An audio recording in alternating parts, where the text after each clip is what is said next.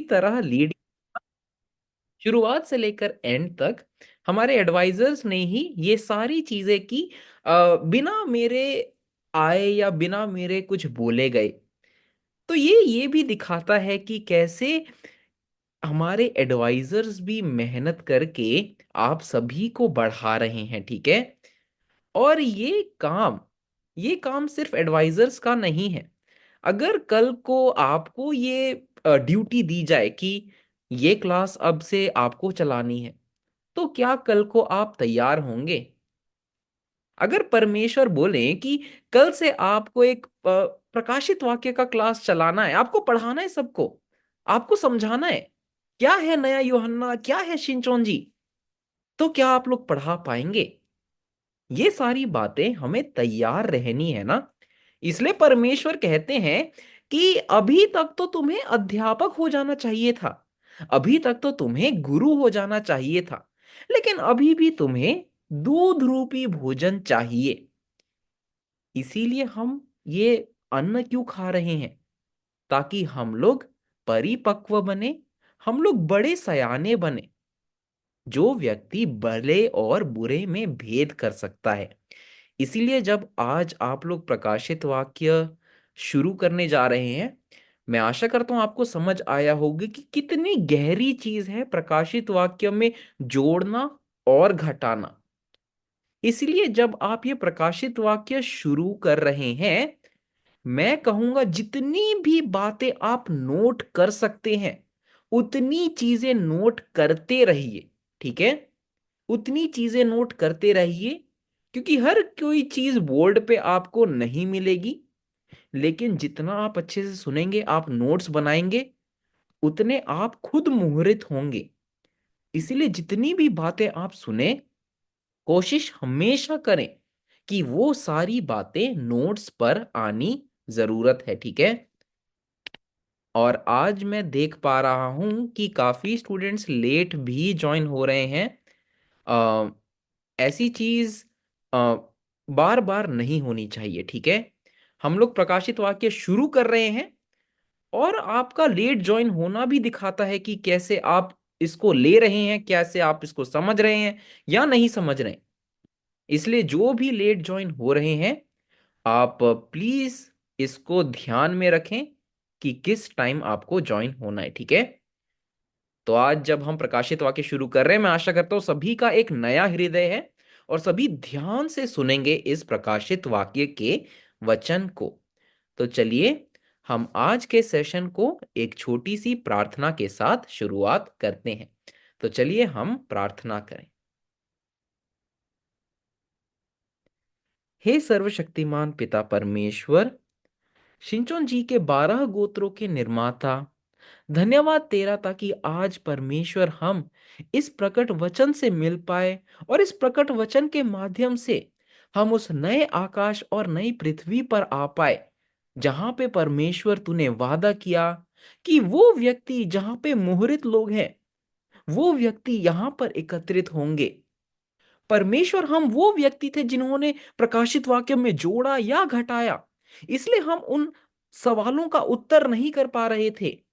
कब, क्या, कैसे, कौन और कैसे होंगी ये सारी चीजें जो प्रकाशित वाक्य में लिखी हैं, कौन है इनकी वास्तविकता, ये सारी बातें हमें नहीं पता थी, क्योंकि हम सब बाबुल में थे। लेकिन परमेश्वर, इस प्रकट वचन के माध्यम से हमने उस दृष्टांतों का अर्थ भी जाना, हमने प्रकट वचन के माध्यम से और वाचा के पादरी के माध्यम से उसकी पूर्ति भी समझी, और उसी के माध्यम से परमेश्वर, हम प्रकाशित वाक्य पर महारत हासिल करने के रास्ते पर है। परमेश्वर, हम वो व्यक्ति कभी नहीं बनना चाहते जिन्होंने जोड़ा या घटाया, परंतु इस प्रकाशित वाक्य के क्लासेस की शुरुआत के माध्यम से हम सभी वचनों को अपने हृदय में मुहरित होकर स्वर्ग राज्य में, पवित्र नगर में जाना चाहते हैं, जहां पे तेरे और तेरे दूत और यीशु मसीह और उनके चेले हमारे साथ उस मेमने के विवाह में भाग लेंगे। इसलिए परमेश्वर, आज से जो हम प्रकाशित वाक्य का वचन शुरुआत करने जा रहे हैं, कृपा हमें पवित्र आत्मा की सहायता दे, ताकि जो भी हम सुने वो सारे हमारे दिलों के, हृदयों के दरवाजों पर लिख दिया जाए। यह हम प्रार्थना करते हैं प्रभु यीशु मसीह क्रिस्त के द्वारा। आमीन। आमीन। आशा करता हूं स्वर्ग ने हमारी प्रार्थना सुनी हो। और चलिए हम फिर आज का सेशन भी शुरुआत करते हैं।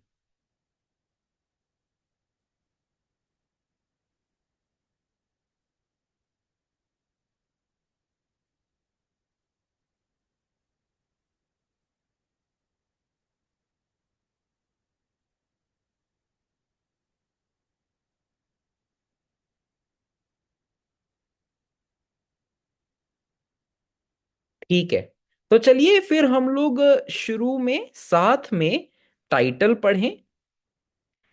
3, 2, 1।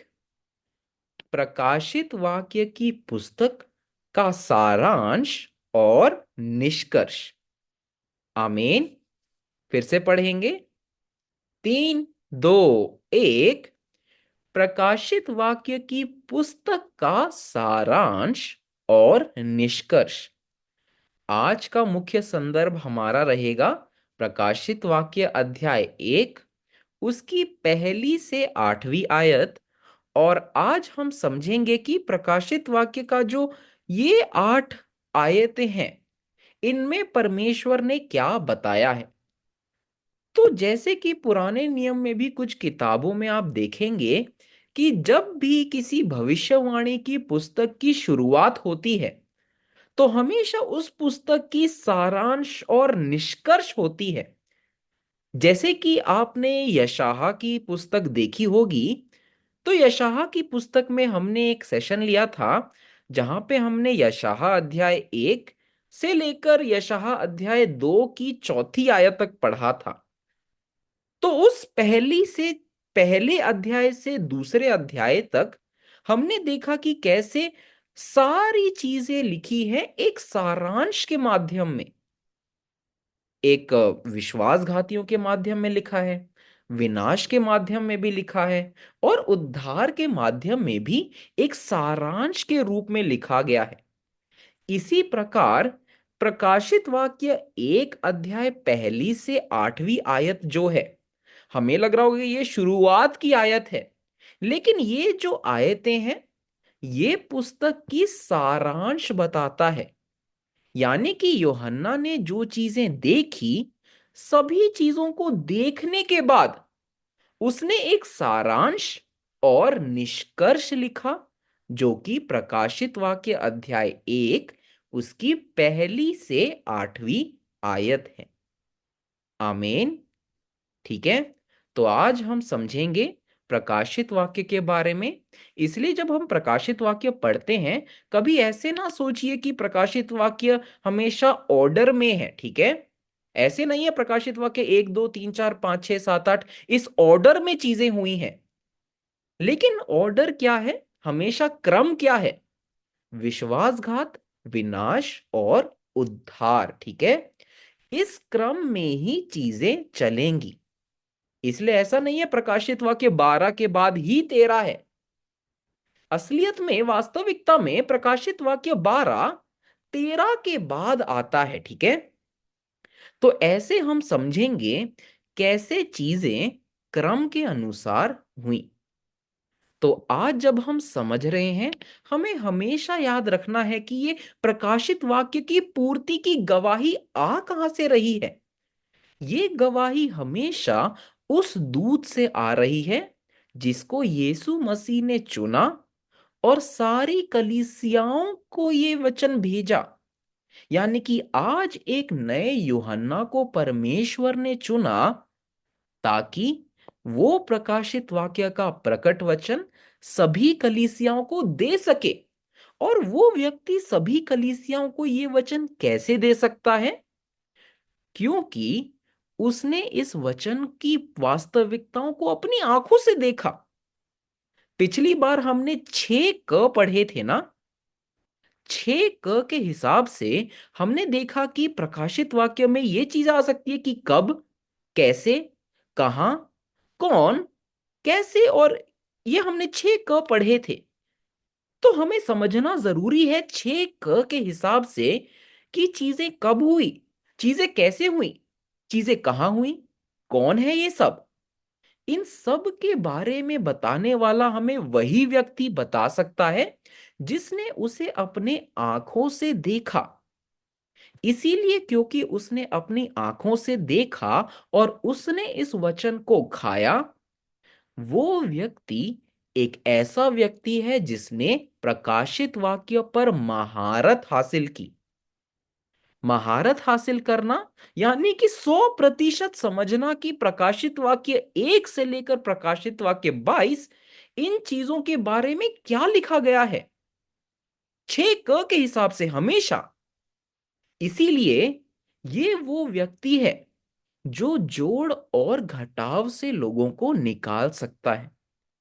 तो चलिए हमेशा हम लोग फिर से पढ़ेंगे प्रकाशित वाक्य 22 उसकी 18वीं और 19वीं आयत, क्योंकि जोड़ना और घटाने का कुछ एक फल है जो फल हमें नहीं खाना। तो चलिए हम लोग ये वर्स पढ़ते हैं। तो एडवाइजर आप प्रकाशित वाक्य 22 18 से 19 पढ़ सकते हैं। मैं हर एक को जो इस पुस्तक की भविष्यवाणी की बातें सुनता है गवाही देता देता हूँ। यदि कोई मनुष्य इन बातों में से कुछ बढ़ाए तो परमेश्वर उन विपत्तियों को जो इस पुस्तक में लिखी है उस पर बढ़ाएगा। और यदि कोई इस भविष्यवाणी की पुस्तक की बातों में से कुछ निकाल डाले तो परमेश्वर उस जीवन के पेड़ और पवित्र नगर में से जिसका वर्णन इस पुस्तक में है उसका भाग निकाल देगा। आमीन। आमीन, धन्यवाद पढ़ने के लिए। तो यहाँ साफ साफ लिखा है, जो व्यक्ति जोड़े और घटाए वो पवित्र नगर में नहीं आएगा, यानी कि स्वर्ग में नहीं आएगा, उसे अनंत जीवन नहीं मिलेगा। जब लिखा है जीवन के पेड़ का हिस्से का भाग नहीं होगा वो, इसका अर्थ है कि जो व्यक्ति जोड़े और घटाए उसे अनंत जीवन भी प्राप्त नहीं होगा, बल्कि उस व्यक्ति पर विपत्तियां भी आएंगी। इसीलिए हम प्रकाशित वाक्य पढ़ रहे हैं, ताकि हमें अनंत जीवन मिले, ताकि हमें स्वर्ग का राज्य मिले और इस न्याय से हम लोग दूर रहें। ये न्याय जो दिया जा रहा है जिन्होंने जोड़ा और घटाया। इसीलिए हम इस व्यक्ति के वचन से सुन रहे हैं, इस व्यक्ति की गवाही सुन रहे हैं कि क्या गवाही दे रहा है ये। इसीलिए जब आज हम प्रकाशित वाक्य शुरू कर रहे हैं, चलिए हम 6 क के हिसाब से प्रकाशित वाक्य को ही समझते हैं। तो प्रकाशित वाक्य में जब हम समझते हैं, तो प्रकाशित वाक्य में दो चीजें आती हैं। सबसे पहली चीज, जब प्रकाशित वाक्य भविष्यवाणी के हिसाब से दिया गया था वो कैसा था, और जब इस भविष्यवाणी की पूर्ति होती है तो उस समय चीजें कैसे होती हैं। इसीलिए चलिए इस पुस्तक को ही 6 क के हिसाब से हम लोग इसके उत्तर समझते हैं। सबसे पहला आता है, जब ये भविष्यवाणी की पुस्तक थी, ये पुस्तक किसको मिली, कौन है ये पुस्तक प्रेरित यूहन्ना को मिली थी। ये पुस्तक प्रेरित यूहन्ना को क्या मिली गई थी, ये पुस्तक प्रेरित यूहन्ना को भविष्य की बातें बताने के लिए मिली गई थी। ये चीजें उस समय नहीं होंगी, लेकिन ये क्या है, ये चीजें भविष्य की बातें हैं। ठीक है, आमीन। ये कहां पे मिली गई थी, प्रेरित यूहन्ना को ये बातें पतमोस टापू में मिली गई। और ये कब मिली गई, ये 95 AD में ये बातें, प्रकाशित वाक्य की पुस्तक एक भविष्यवाणी की पुस्तक, इसे प्रेरित यूहन्ना को दी गई। और ये पुस्तक दी क्यों गई, ये भविष्यवाणी की पुस्तक है, इसका पुस्तक का लोग करेंगे क्या। ये पुस्तक दी इसलिए गई क्योंकि जब ये बातें पूरी हो तब इन बातों पर लोग विश्वास करें। ठीक है, ये कहां लिखा गया है, ये यूहन्ना अध्याय 14 उसकी 29वीं आयत में लिखा गया है। ओ एडी का अर्थ ईसवी, ईसवी ठीक है, 95 ईसवी में। ठीक है, और ये कैसे दी गई, ये उस समय जब प्रेरित यूहन्ना को मिली, जब यूहन्ना को मिली, ये एक दर्शन में मिली, ठीक है, ये एक दर्शन में मिली। तो ये बातें हैं जब 2000 साल पहले यूहन्ना को भविष्यवाणी के माध्यम से मिली। लेकिन प्रकाशित वाक्य की पूर्ति के समय चलिए अब देखते हैं 6 क के हिसाब से कि कौन क्या कहां कब क्यों और कैसे ये बातें दी गई। तो 2000 साल पहले तो ये प्रेरित यूहन्ना को मिली, लेकिन जब हम इसकी वास्तविकता देखते हैं तो वास्तविकता में यूहन्ना का कार्य एक और चुना गया व्यक्ति करता है, और उस व्यक्ति को हम लोग नया यूहन्ना बुलाते हैं। ये क्या दिया जाता है इस नया यूहन्ना को?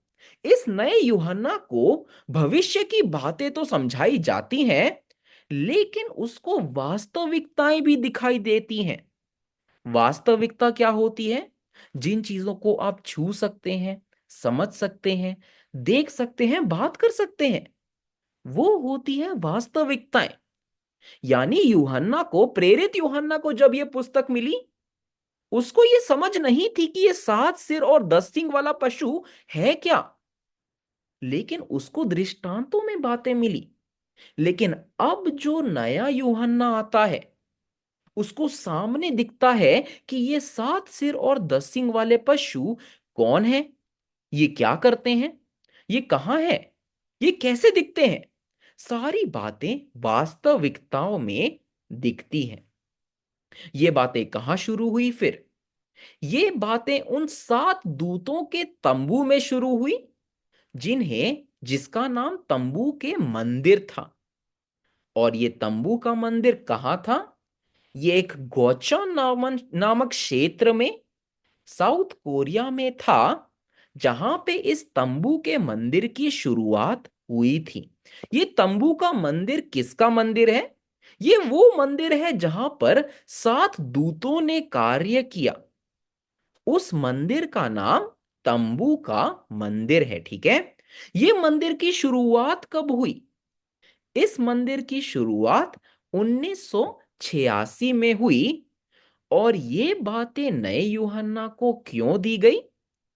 ये बातें नए यूहन्ना को इसीलिए दी गई ताकि जब भौतिक वास्तविकताएं आए, ये बातें लोगों को बता सके, और उन बातों को वचन के अनुसार लोग विश्वास कर पाए। इसीलिए ये बातें प्रेरित यूहन्ना को दी। 2000 वर्ष तक ये प्रकाशित वाक्य का किताब भी पूरे राज्य में बटा, हर क्षेत्र में बटा। और आज जब इनकी वास्तविकताएं सामने आती हैं, नया यूहन्ना सिर्फ इसकी भविष्यवाणी नहीं, लेकिन इसकी वास्तविकताएं भी बताता है कि कौन है ये लोग, कैसे करते हैं कार्य, कहां करते हैं ये सारी बातें। इसीलिए नया यूहन्ना कैसे कार्य करता है? भौतिक वास्तविकताओं के माध्यम से। आमीन। इसीलिए आशा करता हूं इन दो अ, इन दो क्रमों में आपको फर्क समझ आया हो। प्रेरित यूहन्ना को जो चीजें दी गई वो क्या चीजें थी, कब चीजें थी, कैसे क्या क्यों, ये सारी बातें समझी हो। और नए यूहन्ना को जब ये बातें दी जाती हैं, तो ये कौन सी बातें हैं? तो चलिए अब हम प्रकाशित वाक्य की शुरुआत करते हैं और वर्स बाय वर्स समझते हैं कि क्या कहता है प्रकाशित वाक्य, ठीक है। तो चलिए हम पढ़ते हैं प्रकाशित वाक्य अध्याय 1, उसकी पहली से तीसरी आयत। तो एडवाइजर आप पढ़ सकते हैं। यीशु मसीह का प्रकाशित वाक्य, जो उसे परमेश्वर ने इसलिए दिया कि अपने दासों को वे बातें जिनका शीघ्र होना अवश्य है दिखाए, और उसने अपने स्वर्गदूत को भेजकर उसके द्वारा अपने दास यूहन्ना को बताया, जिसने परमेश्वर के वचन और यीशु मसीह की गवाही अर्थात जो कुछ उसने देखा था उसकी गवाही दी। धन्य है वह जो इस भविष्यवाणी के वचन को पढ़ता है और वे जो सुनते हैं और इसमें लिखी हुई बातों को मानते हैं, क्योंकि समय निकट है। आमीन। आमीन, धन्यवाद पढ़ने के लिए। तो चलिए हम लोग साथ में समझते हैं ये क्या कहता है। तो प्रकाशित वाक्य एक उसकी पहली से तीसरी आयत हमें बताता है कि प्रकाशित वाक्य दिए जाने का क्रम क्या है। सबसे पहली चीज लिखी गई है, ये प्रकाशित वाक्य की किताब जो है, ये किसकी किताब है? ये यीशु मसीह का प्रकाशित वाक्य है। इसलिए जब विश्वासी कहते हैं कि मैं यीशु मसीह पर विश्वास तो करता हूं परंतु प्रकाशित वाक्य को पढ़ना जरूरी नहीं है, ये उनके विश्वास के ही खिलाफ है ना। ये उनके विश्वास के ही खिलाफ है। अगर कोई कहता है कि वो यीशु मसीह पर विश्वास करता है, तो उसका ये हक बनता है कि यीशु मसीह का प्रकाशित वाक्य को भी गहराई में समझे। तो ये किताब यीशु मसीह का प्रकाशित वाक्य है। और प्रकाशित वाक्य का अर्थ क्या है? प्रकाशित वाक्य का अर्थ ही उसके शब्दों में लिखा गया है। जैसा लिखा है प्रकाशित वाक्य, यानी कि शब्दों को खोल कर समझाना, खोल कर चीजों को दिखाना, ये है प्रकाशित वाक्य का अर्थ। एक समय ऐसा था जब ये चीजें मुहर बंद थी, लेकिन प्रकाशित वाक्य का अर्थ क्या है? जो वाक्य मुहर बंद थे, उन चीजों पर प्रकाश डालना, यानी कि प्रकाश खोलना, चीजों को खोलकर दिखाना। ठीक है, आमीन। तो ये जो पुस्तक थी, ये मुहर बंद तो थी, और ये हमने समझा पिछले सेशन में कि ये प्रकाशित वाक्य हम सभी विश्वासियों की आशाओं को दिखाता है। यानी कि हम सभी की स्वर्ग राज्य जाने की आशा है, हम सभी के अनंत जीवन की आशा है। तो ये पुस्तक उस आशा को लेकर पृथ्वी पर आता है। लेकिन इस प्रकाशित वाक्य के दिए जाने का क्रम क्या है? सबसे पहले लिखा है, ये परमेश्वर के हाथों में था और ये दासों के लिए दिया गया था। तो सबसे पहले इस प्रकाशित वाक्य के पुस्तक के बारे में, और इस प्रकाशित वाक्य को के पुस्तक किसके हाथ में है? परमेश्वर के हाथ में। ठीक है, सबसे पहला ये प्रकाशित वाक्य का पुस्तक परमेश्वर के हाथ में है। लेकिन ये पुस्तक को परमेश्वर ने 7 मुहर लगाए हैं। अब परमेश्वर इस पुस्तक को अपने पास नहीं रखेंगे, क्योंकि ये पुस्तक दासों तक पहुंचाना है उसे। तो दासों तक पहुंचाने का परमेश्वर ने क्रम क्या दिखाया?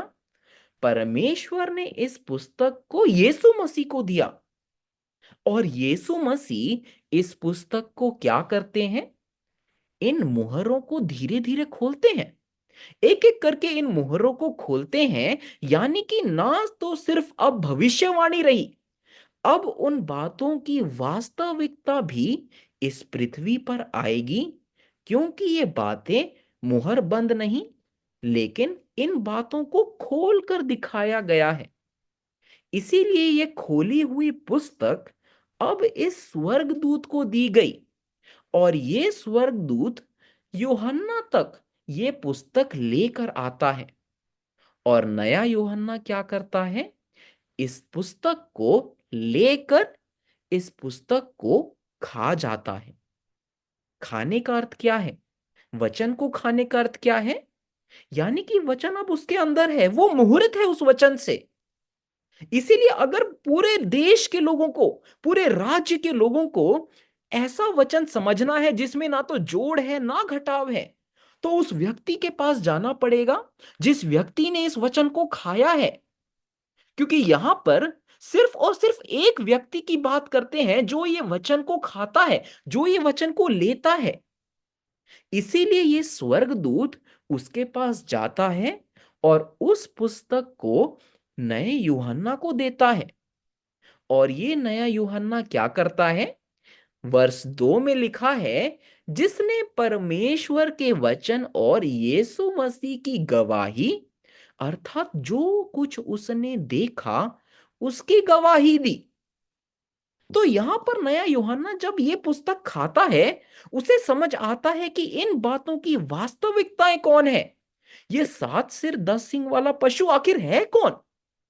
ये क्या कर रहे हैं? ये तंबू का मंदिर में 7 दूत हैं कौन? इन्होंने विश्वासघात कैसे किया? ये सारी बातें इस व्यक्ति को समझ आती हैं। इसीलिए यह व्यक्ति परमेश्वर का वचन, यानी कि प्रकाशित वाक्य का वचन, और यीशु मसीह की गवाही, यानी कि प्रकाशित वाक्य की पूर्ति, इन दोनों की बातों की गवाही हर कलीसियाओं तक पहुंचाता है। आमीन। इसीलिए जब ये हर कलीसियाओं तक वचन पहुंचा रहा है, अब क्या होता है? अब यहां पर लिखा है वर्ष 3 में, यहां पर कुछ लोग धन्य हैं। प्रकाशित वाक्य के समय कुछ लोग धन्य हैं। सबसे पहले लिखा गया है, धन्य है वह जो इस भविष्यवाणी की वचन को पढ़ता है। ठीक है। और दूसरा, और वे जो सुनते हैं और इसमें लिखी हुई बातों को मानते हैं, क्योंकि समय निकट है। आमीन। क्या यहां लिखा है समय बहुत दूर है? पहले वर्ष में भी लिखा है कि ये बातें शीघ्र होना आवश्यक है। इसीलिए प्रकाशित वाक्य का वचन हर देश, हर मनुष्य तक पहुंचना चाहिए। लेकिन जब ये वचन हर मनुष्य तक पहुंचता है, यहां पे सिर्फ और सिर्फ 2 प्रकार के लोग धन्य हैं। सबसे पहले, धन्य है वह जो इस भविष्यवाणी के वचन को पढ़ता है। यानी कि कौन? नया यूहन्ना, जो इस वचन को पढ़कर इस वचन की गवाही हर राज्य और हर कलीसियाओं तक पहुंचाता है। और दूसरे, दूसरे ऐसे प्रकार के लोग हैं जो इस वचन को सुनते हैं, प्रकाशित वाक्य के वचन को सुन रहे हैं, और इसमें लिखी हुई बातों को वो लोग मानते हैं। यानी कि जैसा प्रकाशित वाक्य में लिखा है, वैसा ही आत्मिक जीवन वो निभाते हैं। इसीलिए ये लोग कौन बनते हैं? ये लोग परमेश्वर के प्रकाशित वाक्य 7 में लिखी गई 12 गोत्र के लोग हैं, जो शिंचों जी में आकर परमेश्वर को धन्यवाद देते हैं। आमीन। इसीलिए कौन है ये लोग? सभी लोग, बहुत सारे लोग ऐसे होंगे जो प्रकाशित वाक्य के वचन को सुनते हैं, लेकिन मानने को तैयार नहीं होते हैं। वो सुनना इसलिए चाहते हैं क्योंकि बहुत बहुत बहुत मन करता है कि क्या क्या वचन है, ये कैसा वचन है। लेकिन जब इस वचन को मानने की बात आती है, वो दूर हो जाते हैं। लेकिन शिंचोन जी के 12 गोत्र कौन बनते हैं? इन 12 गोत्रों में वही लोग हैं जो प्रकाशित वाक्य के वचन को सुनते तो है, लेकिन वो उस पर मानने को भी तैयार हैं। जो वचन पर चलता है, वही इस वचन के वस्त्रों को पहनता है। सफेद वस्त्र सभी को याद है ना? 3 चीजों की आवश्यकता हमेशा है। क्या क्या है वो 3 चीजें? दीपक। दीपक क्या है? वचन। दूसरा, तेल, यानी कि उस वचन की वास्तविकता, वचन की पूर्ति। और तीसरा, सफेद वस्त्र, यानी कि आपके कर्म। अगर इन तीनों में से एक आपके पास नहीं होगा, तो आप लोग उस विवाह में नहीं जा पाएंगे। इसलिए अगर आपको शिंचोन जी के 12 गोत्रों में होना है, ऐसा कभी नहीं होगा कि आप लोग बस सुनते रहेंगे। लेकिन अगर आपके पास इन तीनों में से एक नहीं होगा, तो हम लोग भी 12 गोत्रों के हिस्सा नहीं हो सकते, और हम लोग भी धन्य नहीं कहला सकते। इसीलिए इन तीनों की आवश्यकता हमेशा आवश्यक है। इन तीनों को हमेशा सोचकर चलना है। क्या मुझे वचन आता है? क्या मेरे पास वचन है? क्या मेरे को उस वचन की पूर्ति समझ आती है? और तीसरा, जब मैं ये बातें समझ रहा हूं, क्या मेरे कार्य इन वचन के अनुसार है या नहीं? ये तीनों बातों को लेकर हमें अपना आत्मिक जीवन निभाना है। आमीन। तो ये है 3 वर्ष प्रकाशित वाक्य 1 के। कैसा लगा अभी तक? क्या मैं तेज चल रहा हूं? क्या चीजें कठिन लग रही हैं? अगर आपको ये कठिन लग रहा है, तो मैं आपको पहले ही डराना चाहता हूं कि आगे जो चीजें होंगी वो बहुत कठिन होंगी, ठीक है। इसीलिए आप लोग अच्छे से तैयारी करें अपने आप को, क्योंकि चीजें इतनी गहरी होंगी ना, क्योंकि हमें 6 क के हिसाब से सीखना है। तो जब मैं सारी बातें आपको गहराई में बताऊंगा, आपको इसलिए कह रहा हूं कि आप लोग नोट्स बनाएं ताकि आप लोग फिर से इन बातों को समझ पाएं, फिर से इनको गो थ्रू करें। इसीलिए अच्छे से सुने, ध्यान से सुने, ठीक है। जब हम लोग प्रकाशित वाक्य 6 की ओर आने लगेंगे, 12 की ओर आने लगेंगे, तब चीजें थोड़ी बहुत कठिन होने वाली हैं, ठीक है। इसलिए आप लोग पहले से तैयार रहें। अगर ये कठिन है तो उस समय आपको बहुत दिक्कत आने वाली है, तो तैयार रहें, ठीक है। तो ये है प्रकाशित वाक्य 1 अध्याय 3 तक। तो चलिए अब प्रकाशित वाक्य 1 अध्याय 4 समझते हैं। अच्छा, हाँ, काफी लोगों को समझ नहीं आ रहा होगा, लेकिन आप उसकी चिंता ना करें, ठीक है। क्या करना है, अपनी तरफ से मेहनत करते रहें। क्या है इसका अर्थ, फिर से रिकॉर्डिंग सुने, ठीक है। जितनी आप अपनी तरफ से मेहनत करेंगे उतना समझ आएगा आपको, उसकी चिंता ना करें, ठीक है। अगर आप लोग मेहनत से ही डरेंगे ना, तो फिर कैसे परमेश्वर के राज्य जा पाएंगे। ये चीज ये चीज बिल्कुल सिंपल है। जिस चीज की हम लोग मेहनत से ही डरते हैं वो चीज कभी हासिल नहीं होती। लेकिन मेहनत से कभी ना डरें। अगर मेहनत करने पर भी समझ नहीं आती तो अलग बात है। अगर एडवाइजर के समझाने पर भी नहीं आती तो अलग बात है। रिव्यू के बाद भी नहीं आ रही तो अलग बात है। लेकिन 5 बार रिव्यू करें, 6 बार करें, तब तक करें जब तक चीजें समझ आती हैं, ठीक है। आमीन।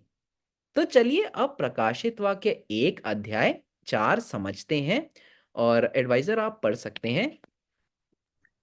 यूहन्ना की ओर से आसिया की 7 कलीसियाओं के नाम, उसकी ओर से जो है और जो था और जो आने वाला है, और उन 7 आत्माओं की ओर से जो उसके सिंहासन के सामने है। आमीन। आमीन। धन्यवाद पढ़ने के लिए। तो यहाँ पर यूहन्ना की ओर से 7 कलीसियाओं के नाम बोले जाते हैं और उनको पत्र लिखने के लिए भी बोला जाता है। लेकिन जब प्रेरित यूहन्ना को ये बातें मिली थी, ये बातें भविष्यवाणी के रूप में मिली थी। इसीलिए जब ये बातें भविष्यवाणी के रूप में हैं, तो वो 7 कलीसियाएं उस समय प्रकट नहीं होंगी। क्यों? क्योंकि ये तो एक भविष्यवाणी है ना। ये 7 कलीसियाएं ये 7 कलीसियाएं उसकी उस समय की 7 कलीसियाएं नहीं, लेकिन ये भविष्यवाणी में आने वाली कोई 7 कलीसिया के माध्यम से किसी दृष्टांत रूपी चीज को समझाया गया है।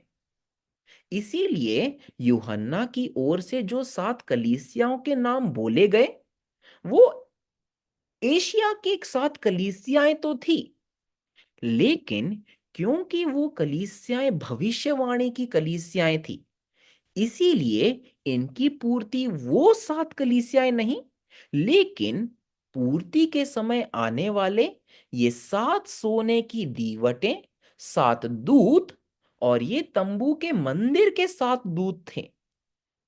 आमीन। इसके बारे में हम लोग अगले क्लास में भी पढ़ेंगे, क्योंकि अगला क्लास और प्रकाशित वाक्य 2 और प्रकाशित वाक्य 3 सारी बातें 7 दूतों के बारे में ही है, ठीक है। इसलिए अगर अभी समझ नहीं आया तो कोई बात नहीं। प्रकाशित वाक्य 1 9 से 20 और प्रकाशित वाक्य 2 और प्रकाशित वाक्य 3 भी हम लोग सारी बातें इन तंबू के मंदिर के बारे में ही करेंगे, ठीक है। और यहां पर लिखा गया है कि ये बातें किसकी ओर से हैं। ये बातें उसकी ओर से हैं जो है, जो था और जो आने वाला है। यानी कि ये परमेश्वर को दर्शाता है, जो परमेश्वर इस पृथ्वी पर शीघ्र ही आने वाले हैं। इसीलिए ये परमेश्वर की ओर से हैं। और ये 7 आत्माएं कौन सी 7 आत्माएं हैं? ये 7 आत्माएं हमने समझा था दीवट के समय में, ठीक है।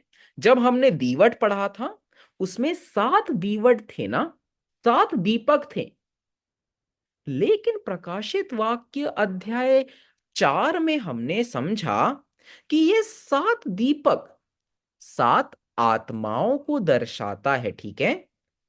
7 आत्माओं को दर्शाता है, जो सिंहासन के सामने 7 आत्माएं हैं। और जब परमेश्वर दीपक के रूप पर इस पृथ्वी पर किसी के माध्यम से कार्य करते हैं, तो वो 7 आत्माएं स्वर्ग की उन 7 दूतों के साथ कार्य करती हैं, ठीक है। आमीन।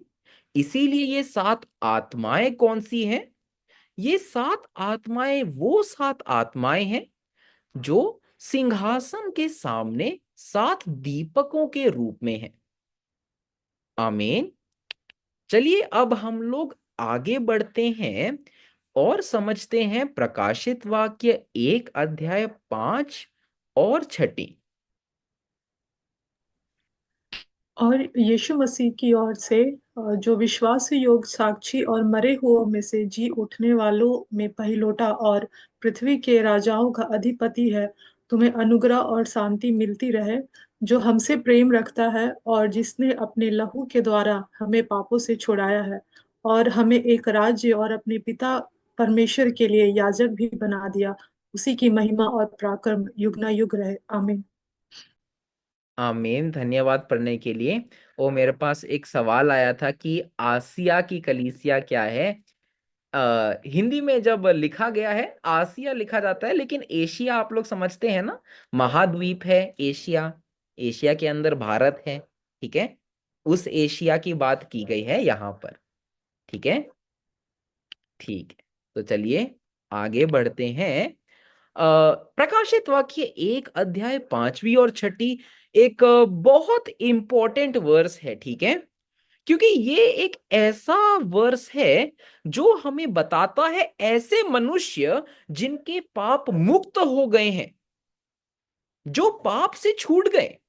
यही तो हमारी आशा थी ना। पाप के कारण क्या हुआ? पाप के कारण मृत्यु आई। पाप के कारण दुख का संसार आया। पाप के कारण शैतान ने इस पृथ्वी पर राज किया। लेकिन प्रकाशित वाक्य 1 अध्याय 5वीं और 6 ऐसे लोगों के बारे में बताती है जो उस पाप से मुक्त हो गए। पहला हमने देखा था यीशु मसीह, जो पुनरुत्थान प्राप्त किया जिन्होंने। और अब हम लोग देख रहे हैं कुछ लोग जिन्होंने पाप से मुक्ति पाई। इन्होंने पापों से मुक्ति कैसे पाई? यहां लिखा है कि ये लोग हैं जिन्होंने ये मेमने के लहू के द्वारा अपने पापों से छुटकारा पाया। अब ये मेमने का लहू क्या है? किसको याद है मेमने का लहू क्या है? क्या है मेमने का लहू? हाँ जी संदीप जी, आप बोल सकते हैं, क्या है मेमने का लहू?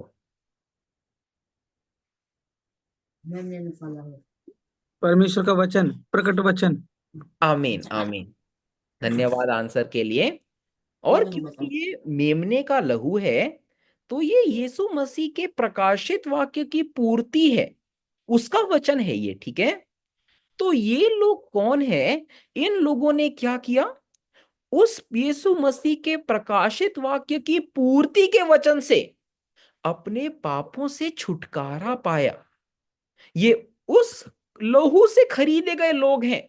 और ये लोग कौन हैं? वर्ष 6 में लिखा गया है, ये लोग राज्य और याजक हैं। लिखा गया है, और हमें एक राज्य और अपने पिता परमेश्वर के लिए याजक भी बना दिया। यानी कि इन्होंने वचन को अपने हृदय में मुहरित किया। जो पूर्ति का वचन इन्हें मिला, इन्होंने अपने आप को मुहरित किया परमेश्वर के वचन से और यीशु मसीह की गवाही से, इस मेमने के लहू से, जिसकी वादा इन्होंने पहले आगमन में किया था। नई वाचा आप लोगों को याद है? यीशु मसीह ने नई वाचा क्या रखी थी? कि मैं इस लहू को फिर से नहीं पीऊंगा जब तक परमेश्वर का राज्य नहीं आता। लेकिन अब हम लोग क्या देख रहे हैं? प्रकाशित वाक्य 1 में हम लोग देख रहे हैं कुछ लोगों ने इस मेमने के लहू से ही अपने पापों से छुटकारा पाया। यानी कि प्रकाशित वाक्य के पूर्ति के वचन से ये राज्य और याजक ऐसे लोग हैं जिन्होंने वचन से अपने आप को मुहरित किया, और मुहरित करने के कारण ये लोग पाप से मुक्त हो गए। इसीलिए ये मोहरित किए गए लोग कौन हैं? ये वो राज्य और याजक हैं जो 12 गोत्रों में से 1,44,000 लोग हैं। ये वो 1,44,000 लोग हैं जिनके माथे पर परमेश्वर का नाम लिखा है, क्योंकि ये लोग परमेश्वर के वचन से मोहरित हैं। इसीलिए ना तो इनके हृदय में पाप है, ना तो इनके मुंह में पाप है, क्योंकि इनके हृदय और मुख में सिर्फ और सिर्फ परमेश्वर के वचन है। इसीलिए ना तो ये 99% मुहरित है, ना तो ये 101%। लेकिन जितना परमेश्वर का वचन है, उस वचन से ये लोग मुहरित हैं। और क्योंकि इनके अंदर बाहर हर जगह परमेश्वर का वचन है, ये इनके अंदर पाप की कोई जगह ही नहीं। इसीलिए ये लोग ऐसे हैं जो लोग पुनरुत्थान भी प्राप्त करेंगे। तो जब आपको ये सारी बातें बताई जाती हैं, या आपको इसलिए नहीं बताई जाती कि कोई और व्यक्ति है जो राज्य और याजक बनेगा, नहीं, ये इसलिए बताई जाती हैं ताकि आप खुद बने या राज्य और याजक। ये सारी बातें किसी और के लिए नहीं बताई जाती हैं। जब प्रकाशित वाक्य आपको पढ़ाया जाता है, आपको खुद के बारे में सोचना है कि क्या मैं ये व्यक्ति बन सकता हूं जो मुहरित है? क्या मैं अपने पापों को इस मेमने के लहू से दूर कर सकता हूं? क्या मैं प्रकाशित वाक्य को 100% अपने हृदय में रख सकता हूं? क्या मैं एक ऐसा व्यक्ति बन सकता हूं जिसको राज्य और याजक कहलाया गया है परमेश्वर के द्वारा? ये सारी बातें आपको इसीलिए बताई जाती हैं ताकि आप ही वो व्यक्ति बने। आमीन। इसीलिए राज्य और याजक ये कहीं दूर देश की बातें नहीं, ये आपके लिए बताया गया है परमेश्वर ने। आप वो व्यक्ति बन सकते हैं, और वही व्यक्ति बनना परमेश्वर की को सच्ची महिमा देनी है। लेकिन अगर आप लोग सोचे कि मैं तो नॉर्मल ही ठीक हूं, मैं सुनूंगा और मैं कुछ नहीं करूंगा, ये परमेश्वर के सामने आपके हृदय में खोट होगी। इसीलिए सबसे पहली चीज, मेहनत से ना डरे। ठीक है, मेहनत से ना डरे। अगर कोई व्यक्ति मेहनत से ही डर गया तो वो कभी वचन का हिस्सा बन ही नहीं सकता, क्योंकि वचन पर चलना आसान है ही नहीं। कभी नहीं लिखा गया कि वचन पर चलना बहुत आसान है। लेकिन जब आप प्रकाशित वाक्य की बात करते हैं, ये वचन ही सबसे मुश्किल है। लेकिन इस वचन की आशीषें भी अगर आप देखेंगे, तो ये वचन की आशीषें भी सबसे ऊपर हैं। तो जो इस वचन पर चल पाएगा वो राज्य और याजक जरूर कहलाएगा। आमीन। अब चलिए हम लोग समझते हैं प्रकाशित वाक्य 1 उसकी 7वीं आयत। तो एडवाइजर आप पढ़ सकते हैं। देखो वह बादलों के साथ आने वाला है और हर एक आंख उसे देखेगी, वरन जिन्होंने उसे बेधा था वे भी उसे देखेंगे और पृथ्वी के सारे कुल उसके कारण छाती पीटेंगे। हाँ, आमीन। आमीन, धन्यवाद पढ़ने के लिए। अब यहाँ लिखा है कि वह बादलों के साथ आने वाला है। लोग इसको बहुत गलत समझते हैं, कहते हैं कि मैं तो यीशु मसीह को देख पाऊंगा और वो बादलों में ही आएंगे। हमेशा ऐसा सोचकर वो लोग प्रकाशित वाक्य में जोड़ते और घटाते हैं। लेकिन चलिए हम लोग परमेश्वर के बादलों पर सवार होने पर भी एक भविष्यवाणी पढ़ते हैं। तो चलते चलिए पढ़ते हैं यशायाह अध्याय 19 उसकी पहली आयत। एडवाइजर आप पढ़ सकते हैं। मिस्र के विषय में भारी भविष्यवाणी। देखो यहोवा शीघ्र उड़ने वाले बादल पर सवार होकर मिस्र में आ रहा है, और मिस्र की मूरतें उसके आने से थरथरा उठेगी और मिस्रियों का हृदय पानी पानी हो जाएगा। आमीन। आमीन, धन्यवाद पढ़ने के लिए। अब यहां लिखा है कि परमेश्वर भी शीघ्र उड़ने वाले बादलों पर सवार होकर आएगा। लेकिन जब परमेश्वर आया इस पृथ्वी पर, तो क्या वो बादलों पर उड़ के आए? किसी ने ऐसा देखा? ऐसा किसी ने नहीं देखा। लेकिन जब परमेश्वर आए तो उसको एक कबूतर के रूप में देखा गया सबने। और वो पक्षी क्या दर्शाता है? वो पक्षी एक आत्मा को दर्शाता है। तो यहां पर जब बादल की बात की गई है, ये बादल भौतिक बादल नहीं, लेकिन ये एक दृष्टांत रूपी बादल के बारे में कहा गया है, जो कि एक आत्मा को दर्शाता है। परमेश्वर कभी बादलों पर नहीं आए, भौतिक बादलों पर नहीं आए, लेकिन आत्मा के माध्यम से यीशु मसीह पर परमेश्वर उतरे। ऐसे ही परमेश्वर पृथ्वी पर आए ना, या फिर बादलों पर आए ऐसे उड़कर, किसी ने ऐसा तो नहीं देखा। परमेश्वर पृथ्वी पर कैसे आए? आत्मा के रूप में, और यीशु मसीह के माध्यम से परमेश्वर ने कार्य किया।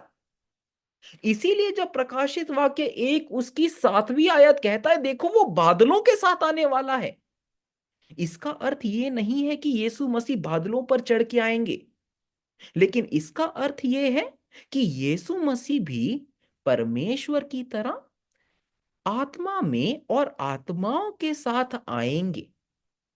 यीशु मसीह खुद भी आत्मा आएंगे। अगर प्रकाशित वाक्य 1 उसकी 12 से 16वीं आयत पढ़ते हैं, तो वो खुद एक आत्मा के रूप में आते हैं, और ये अलग स्वर्ग की आत्माओं के साथ भी आएंगे। इसीलिए ये बादल एक भौतिक बादल नहीं है, ये बादल आत्मा को दर्शाता है, ठीक है। और ये आत्मा कैसी है? ये आत्मा आंखों से नहीं दिख सकती। इसीलिए जब प्रेरितों के अध्याय 1 उसकी 8वीं से 11वीं आयत पढ़ते हैं, चलिए एक बार हम लोग पढ़ लेते हैं। प्रकाशित प्रेरितों का अध्याय उसकी अध्याय उसकी 8वीं से 11वीं आयत। परंतु जब पवित्र आत्मा तुम पर आएगा, तुम सामर्थ पाओगे और यरूशलेम और सारे यहूदिया और सामरिया में और पृथ्वी के छोर तक मेरे गवाह होंगे। यह कहकर वह उनके देखते देखते ऊपर उठा लिया गया, और बादलों ने उसे उनकी आंखों से छिपा लिया। और उसके जाते समय जब वे आकाश की ओर ताक रहे थे, तब देखो, दो पुरुष श्वेत वस्त्र पहने हुए उसके पास आ खड़े हुए, और कहने लगे, हे गलीली पुरुषों, तुम क्यों खड़े स्वर्ग की ओर देख रहे हो? यदि यीशु जो तुम्हारे पास से स्वर्ग पर उड़ा लिया गया है, जिस रीति से तुमने उसे स्वर्ग को जाते देखा है, उसी रीति से वह फिर आएगा। आमीन। आमीन। धन्यवाद पढ़ने के लिए। अब यहाँ पर यीशु मसीह स्वर्ग की ओर जा तो रहे हैं, लेकिन क्या होता है? बादल उनको छुपा लेते हैं और वो आंखों से नहीं दिखते। अब आंखों से क्या चीजें नहीं दिखती हमें? हमें भौतिक चीजें तो दिखती हैं, हमें सारी चीजें दिखती हैं, पेड़, ये वो, यहां तक कि आप लोग हवा को भी कहीं ना कहीं भौतिक आंखों से देख सकते हैं। लेकिन हम किन चीजों को आंखों से नहीं देख सकते? जो चीजें आत्मिक संसार की है। इसीलिए जैसे आत्मिक संसार में आत्माओं के साथ यीशु मसीह चढ़े थे, उसी रूप में आत्माओं के साथ यीशु मसीह वापस उतरेंगे। ये अर्थ है बादलों के साथ आने का। इसीलिए यशायाह अध्याय 5वीं उसकी 6ठी आयत में भी लिखा है कि बादलों को आज्ञा दो कि वर्षा ना हो। इसका अर्थ क्या है? अगर दृष्टांत रूपी वर्षा को देखें, तो दृष्टांत रूपी वर्षा उसको पानी है वो, और पानी वचन को दर्शाता है। तो वचन किस कौन नहीं देगा? ये आत्माएं नहीं देंगी। इसीलिए जब हम प्रकाशित वाक्य में समझते हैं, तो यीशु मसीह जब लौटते हैं, वो आत्मा में तो लौटते हैं, लेकिन उनके साथ स्वर्ग की आत्माएं भी हैं जो इस पृथ्वी पर आती हैं। ये अर्थ है बादलों के साथ आने का। अब दूसरी ओर ये भी लिखा है कि हर आंखें उसे देखेंगी, यहां तक कि जिन्होंने उसे बेधा था। अब यहां पर ये आंखें देखेंगी कैसे? अगर आत्मा है, तो आत्मा को आंखें कैसे देख सकती हैं? कोई जवाब है किसी के पास? कैसे देख सकती हैं आत्माओं को आंखें? परमेश्वर की आत्मा को मनुष्य की आंखों ने कैसे देखा? ये सवाल है। पहले आगमन के समय परमेश्वर की आत्मा को मनुष्यों की आंखों ने कैसे देखा?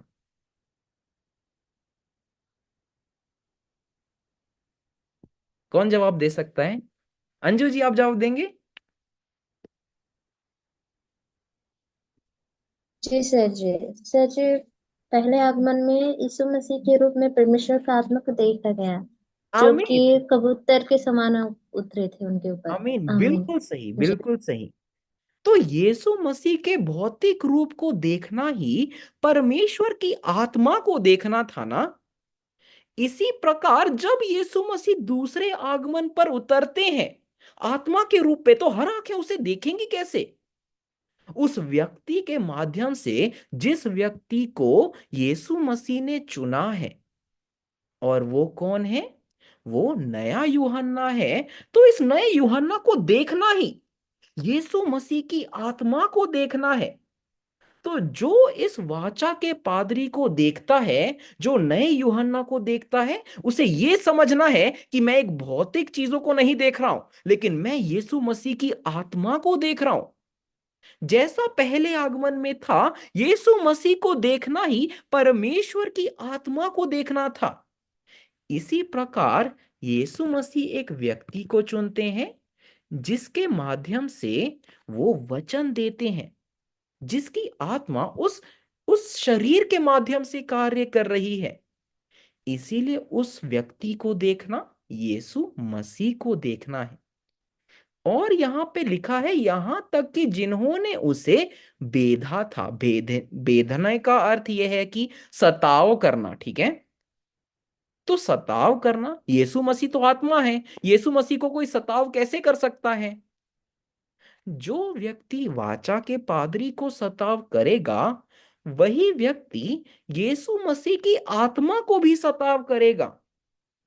पहले आगमन में जिसने भी यीशु मसीह के भौतिक रूप पर सताव किया, उसने सिर्फ उस भौतिक शरीर पर नहीं, लेकिन यीशु मसीह की आत्मा पर भी सताव किया। इसी प्रकार जो आज वाचा के पादरी को सताव करते हैं, वो सिर्फ उस भौतिक रूप पे नहीं, लेकिन यीशु मसीह की आत्मा पर भी सताव करते हैं। आमीन।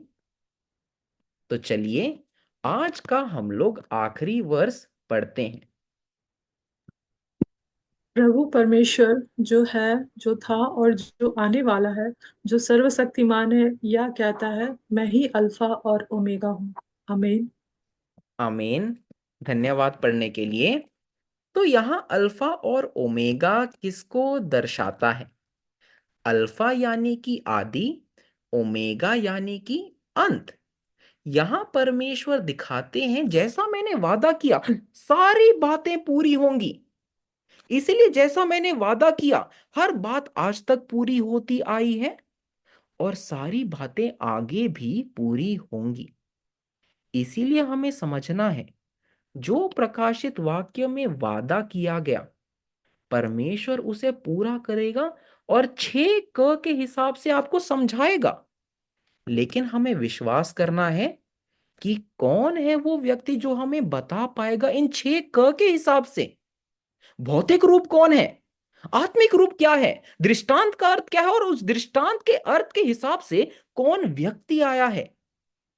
इसीलिए परमेश्वर जब अल्फा और ओमेगा है, शुरुआत और अंत है, जब परमेश्वर ने आपको शुरुआत बता दिया, दृष्टांतों का अर्थ भी बता दिया, सारी बातें बता दी, तो परमेश्वर आखिर आपको अंत क्यों नहीं बताएगा? उन चीजों की पूर्ति क्यों नहीं बताएगा? परमेश्वर ने आज एक व्यक्ति को चुना है, जो व्यक्ति आपको ये सारी बातें बता पा रहा है। इसीलिए आज भी आपने सारी बातें समझी और आगे भी आने वाले समय में हम लोग समझते रहेंगे, ठीक है? आमीन। तो आशा करता हूं प्रकाशित वाक्य 1 उसकी पहली से छठी 8वीं आयत आपको समझ आया हो, और आप लोग फिर से जाएं इसके थ्रू ताकि आप लोग और समझ पाए, ठीक है? आमीन। तो आज के लिए चलिए हम प्रभु प्रार्थना से समाप्त करते हैं। चलिए हम प्रार्थना करें।